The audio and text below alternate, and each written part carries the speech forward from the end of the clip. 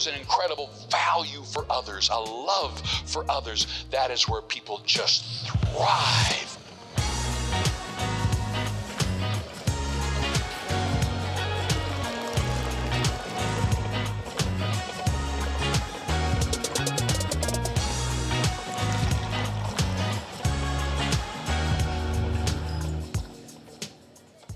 Well, good morning. It is good to be here with you on the set of Thrive. I hope that you got your coffee, hopefully your Bible. I hope you just woke up, and if you did, that's amazing because it's 11 o'clock Mountain Time, and life is good. I'm joined by my beautiful wife, Tamara, and joined by David. These are my two favorite people. Wow. I always say that Do you for say whoever's that to joined on set. everyone who's on the show? I do. Well, that's going to go well with our topic today.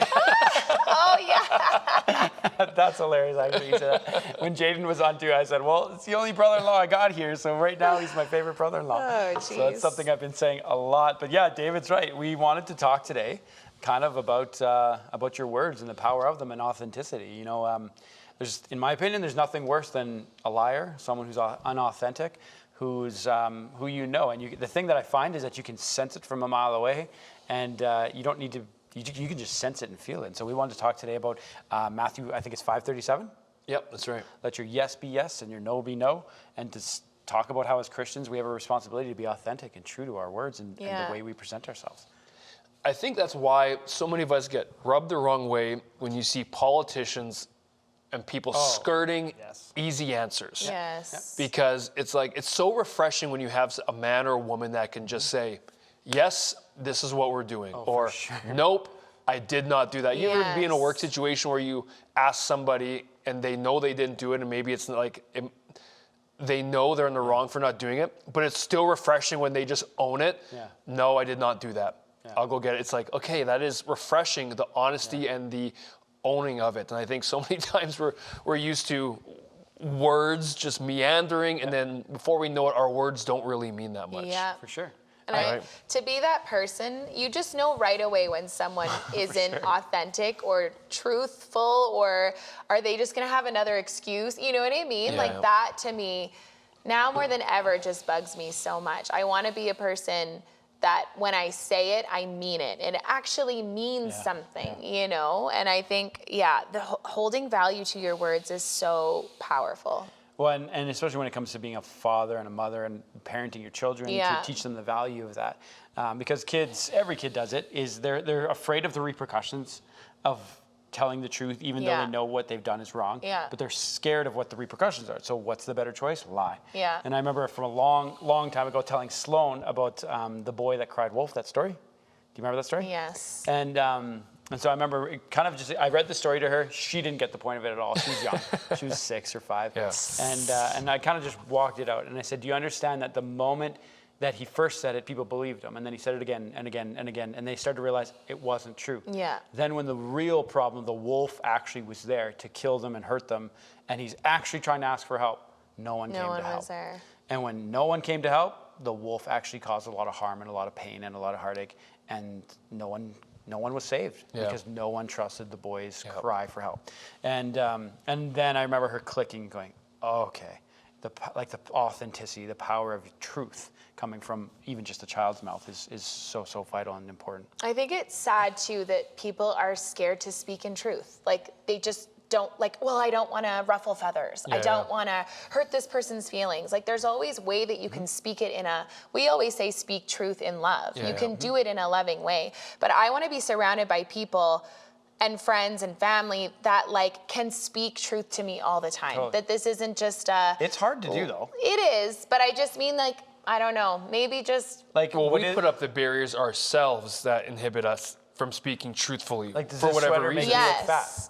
Well, no. I think you're beefing up. You're in bulking season, obviously. This is not what I mean. Protein shakes. This is not what I mean. No, but what I mean is sometimes it's difficult. And then sometimes we value, truth is under attack. Truth is under attack. Yeah, I think that's one of the biggest things we've seen in our culture is that the erosion of truth has been happening in everything when it comes to even gender. People can't even bring clarity there, never mind anywhere else. And so I think that's a clear attack from the enemy. If he can erode what truth is, there is no truth. It's my truth. And if I think I look thin, then I look thin, regardless of what you say. No, I'm kidding. But I think we must speak truth in love, and that's why it has to be in love, because there's so many people, and I used to be really bad at this. I'm quite a blunt person, and I used to be quite blunt and rude. And I spoke truth, though. It's like, well, no.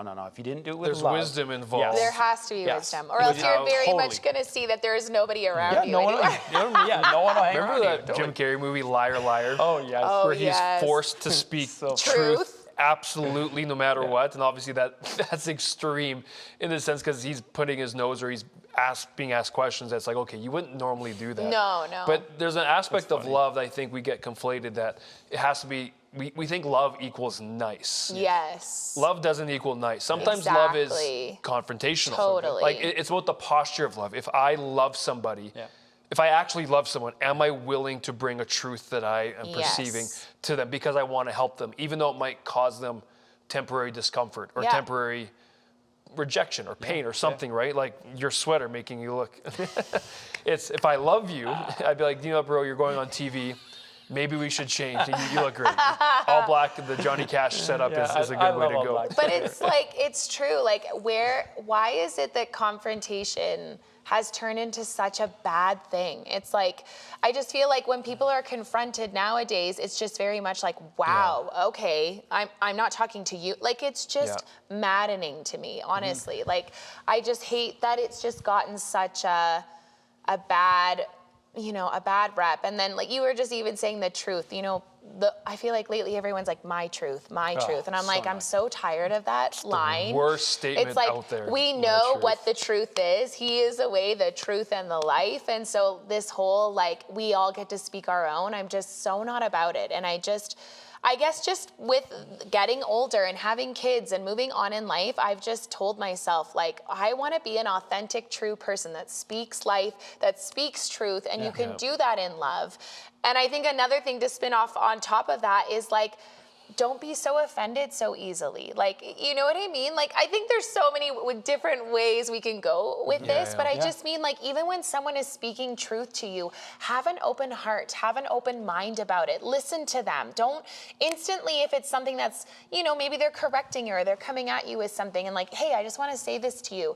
Don't instantly go the negative route and be like, wow, like, thanks, like, it's like, wait, do I need to hear this right now? How can I accept this openly and lovingly and not in an offended way where I just want to get mad and go off and... Can we expand on that a little bit too? Because I would say I want to add some wisdom, or maybe some people are wondering, okay, who do I let do that in my life? Because we've all got trusted circles in our life, right? Like if my wife is coming to me and saying something, I'm wide open. If you guys and our expanded family, because I trust that you guys have my best interest in mind, if you're telling me something, it's like, okay, I'm going to try to lower my pride and try to accept, but I'm not just accepting from anybody, right? Like if I'm preaching a message and this happens lots, is that you get a lot of people that like compliment or say, or you could do this. Like, I'm not open to just anybody filling my mind with their thoughts.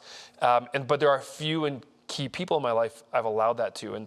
And when you want to speak truth, you also need to know who is actually going to be listening to me when I speak truth. Maybe some of us, like we said, let our yes be yes and no be no. Maybe some of us have such devalue words that when we're speaking truth to someone that might be true, they might actually not listen to you because maybe we've done so much to be flippant with our words in the past, we've lost that authority to be able to speak that way. There's a wisdom factor here that's really important to be involved with. I think, and the thing I want to point out to you, and I want to read this carefully here, is that when we say speak truth in love, you need to also consider what love is.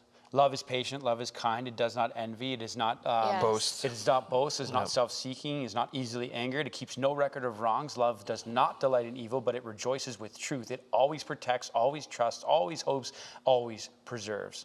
Rejoices with truth. Like, look at that. That's the love. You want to champion truth in someone's life, right? Yes. And I think, like you said, I think there's obviously a way of living your life in a manner of being truthful and being honest all the time. But I agree with you. I'm very glad you said that. Like, you have to be very specific about the people that you put around you. And like, yes, you can still speak well in front of everyone that you come in contact with, but don't just let anybody speak into your life. Make sure that it's it's, well, like God and following his word. And it's people that, you know, are aligned in that same way, you know, that are going in that same way of life with you, because everyone can have a word. Everyone can have something to say. And everyone has an opinion. Exactly. Yeah, for sure. And it's just a matter of what are you going to allow in and what are you going to take, you know, what's going to take root and all of that. One of the best parenting advice that your dad gave me was when we were with Sloan and we were only parents of one. But I used to be, like I said, a little more hot-headed, a little more quick to be like authoritative, and this is my daughter and I got to teach her and it's got to be now. And he would often say, like, first of all, relax. Second, if you say it, you got to do it. And so children, man, they'll find your weakness. If they know mom always says that or dad always says that, but it doesn't mean anything. They'll exploit your weakness to the highest degree because they know you're not going to follow through. But if you do follow through and you're slow to speak, and when you say, if you do that one more time, you will be grounded, and they know, I better not do that again. Yeah. Your word carries weight. Like you said, your authority carry weight? Exactly. It carries weight with the authority you've given it through your track record. Yes. Your track record speaks to the authority you have when you speak. Yeah. It's just, we should write that down. It was just funny, like our kids. We use a lot of example with kids right now. But you learn more about yourself. Sloan a little while ago said that. She's like, you always say no. And I'm like, whoa, girl, like this is not no every time. Mom has a clear explanation every time there's a no. You know what my response to that is? But I always just laugh. If you're blaming me for saying no all the time, then I'll say no all the time. I'll say, fine, you say that to me? Fine, it'll always be no. And she's always like, especially slow. Yeah, she's fired up. So, you know, and another thing is I'm also not walking everywhere trying to drop truth bombs on everyone. It's not like I'm walking down the mall. That's a good point. You've got horrible pants. You should change that. It's in your best interest. Shouldn't buy that. You probably can't afford that one. Don't swipe. I'm not butting my nose into everyone's business, right? I'm doing it in the circles and the relationships that I have where I can be a blessing and actually be received. There is this wisdom factor to truth and love, but then there's also another factor, which our voices are quite public.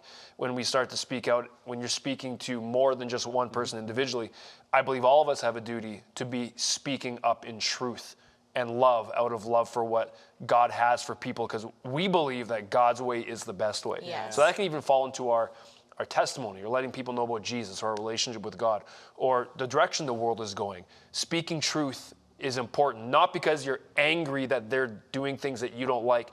It's because I genuinely love people, and the path that they're on is actually going to lead them to destruction. So I want to try to help sway that based off my knowledge, right? But for sure, and it's done through relationship. I find the greater the relationship, like for example, you're the single greatest relationship in human form, besides my relationship with God, of anyone in the world.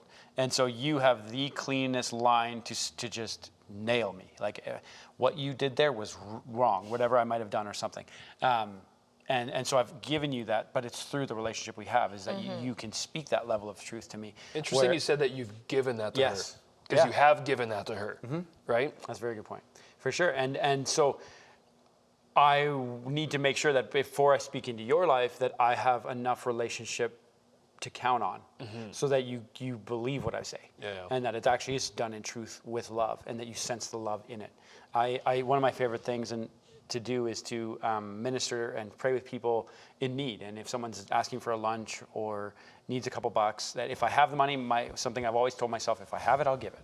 And so I often try to get in these conversations. And there's this one guy who hangs out by the keg in Calgary here, and so we like to go there for dates and stuff. So every time we go there, I've talked to the guy probably 5 times, and he's starting to remember me now. And so we talk. And so now that I've been to him about 5 times, now I'm starting to get a little bit truthful with him. And these are people who live on the streets. Like they're very punchy, very let's just say like are colorful with their language and stuff. And so they're very black and white people. And so now the last time I went and spoke with him, I looked at him and said, Can I tell you something? And so I asked him first, can I speak truth to you? And he goes, yeah, what? What is it? I said, you're a really smart man. You're a brilliant communicator. You say it like it is. You can handle the things I say, and you're brilliant. What are you doing on the streets? Like, get yourself off the streets. Why haven't you allowed yourself to get off the streets? And he looks at me and goes, I like being on the streets. I was like, okay, good. so I'm not giving money to you to get off the streets then, am I? He goes, no, you just helped me live. And I was like, thank you. Wow. I appreciated his honesty. Okay. And I said, thank you. And he goes, I live here and I sleep here. And we had a great conversation. And then I eventually said, well, where do you go on Sundays? He goes, I don't know. I'm like, well, you need to come to church. He goes, church. And then I said, do you believe in God? And he goes, well, I believe something created this. And just some of the coolest conversation that we ended up having. That's awesome. And so I invited him out to church. I wrote it on the receipt. I love that. That's such a good thing. But you've built conversation with him. I waited 5 visits to see this guy. And you don't have to wait 5 visits every time, but I'm just saying, I knew I'd see him regularly, and we saw conversations, and I bridged the gap by first of all blessing him and giving him something. And, Sweet. Well, and I think it goes back to your love thing, right? Yeah. Like just showing love in everything that you do, not just with your words. Words are powerful, but in your actions as well. It's just funny. Where was I flying? I flew to Winnipeg recently by myself, and there was a couple things that happened on my way to the airport, and I just called Jeremy, and I'm like, it just makes me so sad to watch people not be able to react in a way or even just be helpful anymore. I feel like nowadays people have just tarnished it, like, I don't need your help, I can do, you know what I mean? And it's just like, there's still a beautiful thing of showing love to everyone in little ways. And it was interesting, like I was actually watching Thrive, I think, and I was pushing my airport cart, and I had all these bags on it, and I hit the curb, and it's hit the floor. Everything hit the floor. And I'm just like, of course you're standing there like, what's going on? Winnipeg? No, in Calgary. It happens to me every time with those stupid Winnipeg airport I know, and carts. these are better carts. But anyways, I just laugh, but like, I just remember being like, it's not like you're expecting help, but you, in a way, you kind of just wonder, like, like, and 2 guys had walked past me and didn't help me, and I had like 3 bags, and it was fine, but just those little acts of, it's okay, it's not fine, but just those little acts of kindness, do you know what I mean, that can go, and even when I was in Winnipeg, I'm waiting for all the bags, it took forever, of course, like everything's delayed, and we waited 30 minutes for our bags, and I'm standing there, and these 2 sweet little old ladies walked in front of me. Like, you know how everyone gets their spot at the bag carousel? Totally. Like, this is my area. And so I kind of just stood there with my cart, and these sweet little ladies walked right in front of me. So I was like, okay, that's fine. Like, Tamara, it's no big deal. Who cares? You have to wait a little bit longer for a bag. No big deal. And so all of a sudden the bags finally come, and these 2 ladies are trying to get this bag off, and it got caught, and they can't. And so now they're walking in front of everyone as their bag's being pulled.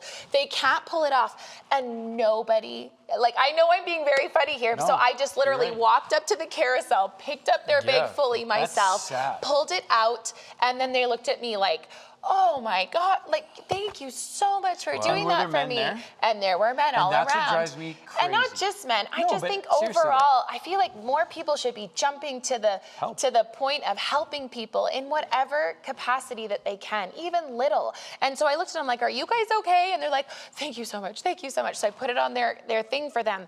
And it just kind of made me laugh, because then I looked around, and a couple people looked at me, and they're like, oh, look at you, like, oh.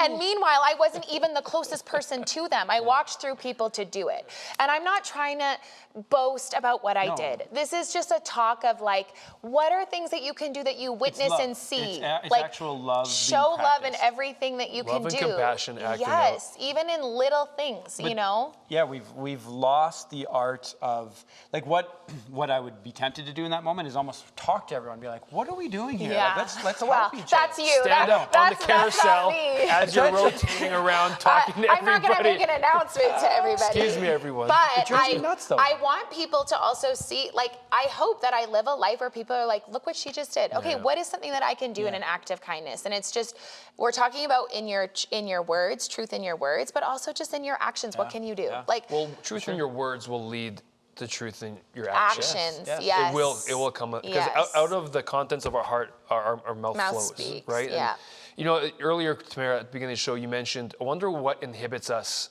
from being able to speak truth. You know, sometimes we feel like I have an opportunity, but it's interesting. I was on a road trip the other day, a mini one, with a good friend, and he's always been involved, former alcoholic, but in AA, sober for like 14, 15 years, around there.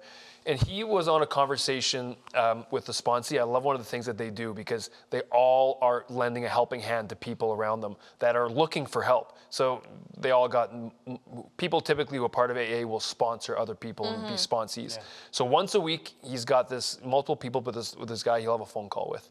And I listened in for 30 minutes, couldn't hear the other side, but all I could hear was my friend talking. And the guys were aware I was there. And he just spoke pure truth. Wow. It'd be like, no, that's a stupid decision. What you're feeling is not right. You need to go and do this. It was nonstop confrontation, nonstop truth for 30 minutes, because there's other guys just letting him know, these are the feelings I'm having. This is what's leading me to being tempted into going this direction. Or this is the problem I'm having in whatever area. Yeah, you didn't sugarcoat it. Zero sugarcoating. Yeah. It was like slap after slap after, but it was all love. Because this guy's coming from a perspective of what I'm telling you is going to help you. And the other guy loved it and was open to it and saying, okay, thank you for that, thank you for that. And I asked them after the conversation, I said, why do you think you have the ability to be so blunt with that guy? I said, you and I are good friends. And I believe you'd be able to be blunt with me. And he goes, I would probably naturally inhibit myself with you more than those guys. I'm like, what's the difference? He goes, I think partly because I care about what you think. I don't want you to think that I'm a jerk. And he started talking about different things that we put on ourselves that we're afraid of maybe how I might come across. Like you're saying, even when we say something truthful and we claw it back by saying, oh, I don't mean it this way, we try to qualify it. But if it's truly truth in love, we shouldn't have to qualify it or claw it back. It's just like, I'm going to let my word be my word. I believe this will help you. You're in a position to receive it. For sure. And it was an eye-opening, because it opened my eyes to how many times in my life, in work, in relationships, and family, do I not say something because I feel like maybe it's how they're going to view me, or I don't want to cause them pain, which actually isn't true love, because I'm putting their superficial feelings over the greater benefit of what they are. But for me, it was like an eye-opening conversation of like, my gosh, how often do I do that to myself? Yeah. I muzzle myself because of whatever preconceived ideas I have. Well, do you know the verse that says, "Judge not, lest you be judged. According to the measure you judge, it'll be judged unto you." And then it goes to the verse. It's like a tongue twister. Yeah, it was. Sorry, I said it so quickly. Sorry. Good. But then it says, take the telephone pole out of your own eye before you criticize or judge anyone else. And people think that means don't judge. No, it's saying fix yourself before you go and correct someone else. They often think, don't judge. We're not to judge. We're not to judge. It's going, no, we're supposed to speak truth in love. You're supposed to. But first, to make sure your words are true and authentic and you come from a position of love, you better not be a hypocrite when you do it. And that's what I love about the position here of the conversation you're talking about. I know the person you're talking about, and they are not a hypocrite. They're the true standard, living the way they are, and he's speaking from a position of authority to that situation, because he's authentically doing it from that position, going, no, don't do that. Let your yes be yes, let your no be no. And that's exactly what he's doing. He's speaking truth in love, and he is judging, which is good. I remember, I don't remember who had the shirt on, but it was, it was Sally. Sally had a shirt on and it said, don't judge me. And so I looked at her and she walked across and I went, you don't want me to compliment you?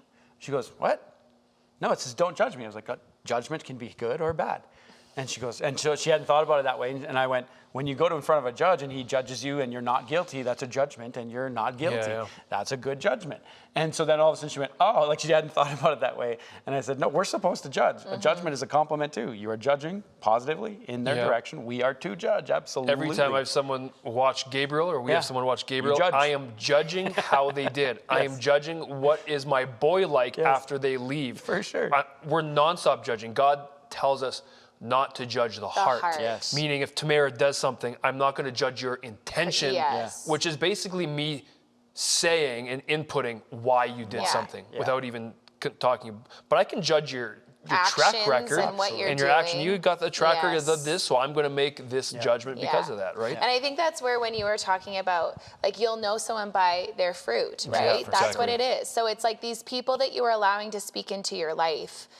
And if it's someone you trust in someone, it's like right away, you can't get hung up on, oh my gosh, what if they took it like I meant it like this, but I didn't mean it like this. It's like if they know you and they know the fruit you know what I mean, then it should never be something like, they're going to think I'm this kind of a person.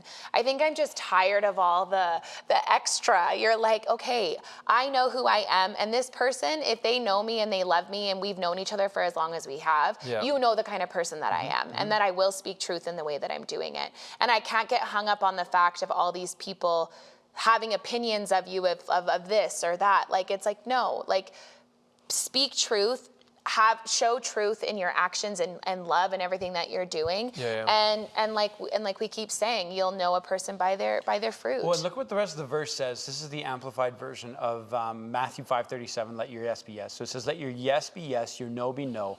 In brackets, affirm yes or no. Anything more than that comes from the evil one.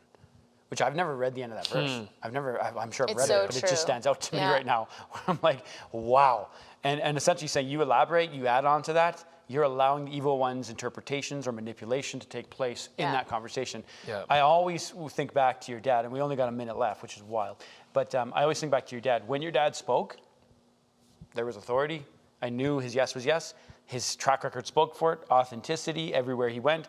And if he did speak truth to me, it hit. Like it, boom. You're like, whoa, okay, I needed to hear that. Thank you so much. But I knew that he wasn't egotistical. I knew he wasn't, there was nothing else lying in there. You know what I mean? There's nothing else. And when I think about the end of this verse, that's what I think of.